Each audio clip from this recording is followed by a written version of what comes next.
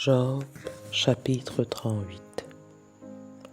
L'Éternel répondit à Job du milieu de la tempête et dit : Qui est celui qui obscurcit mes desseins par des discours sans intelligence, s'enterrant comme un vaillant homme?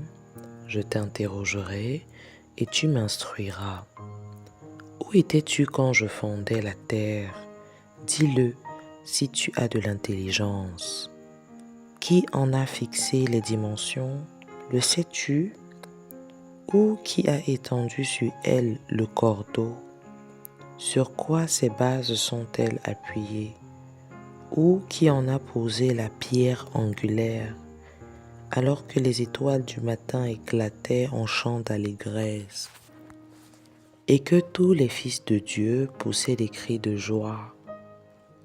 Qui a fermé la mer avec des portes, quand elle s'élança du sein maternel, quand je fis de la nuée son vêtement et de l'obscurité ses langues, quand je lui imposai ma loi et que je lui mis des barrières et des portes, quand je dis : tu viendras jusqu'ici, tu n'iras pas au-delà. Ici s'arrêta l'orgueil des flots. Depuis que tu existes, as-tu commandé au matin? As-tu montré sa place à l'aurore pour qu'elle saisisse les extrémités de la terre et que les méchants en soient secoués, pour que la terre se transforme comme l'argile qui reçoit une empreinte et qu'elle soit parée comme un vêtement, pour que les méchants soient privés de leur lumière et que le bras qui se lève soit brisé? As-tu pénétré jusqu'aux sources de la mer? T'es-tu promené dans les profondeurs de l'abîme?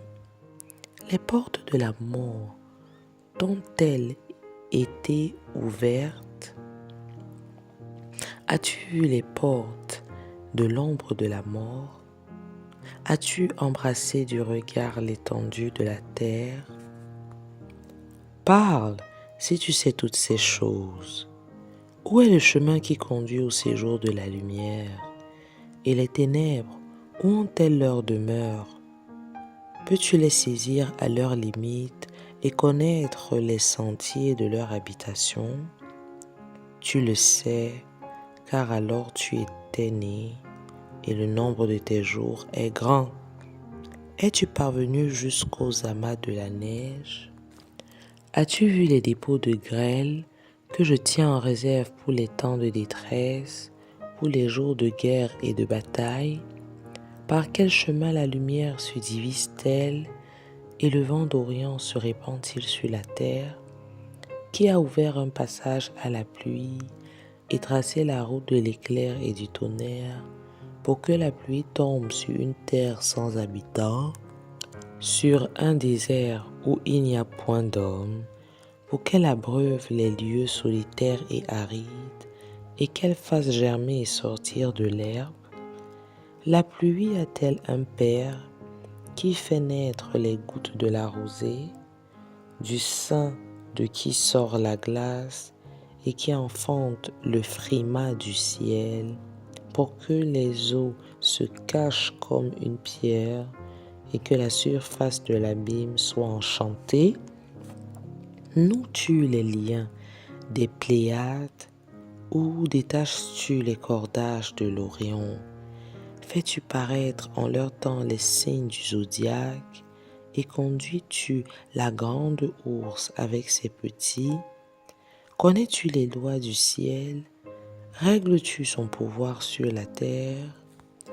Élèves-tu la voix jusqu'aux nuées pour appeler à toi des torrents d'eau? Lances-tu les éclairs? Parlent-ils? Te disent-ils : nous voici? Qui a mis la sagesse dans le cœur ou qui a donné l'intelligence à l'esprit?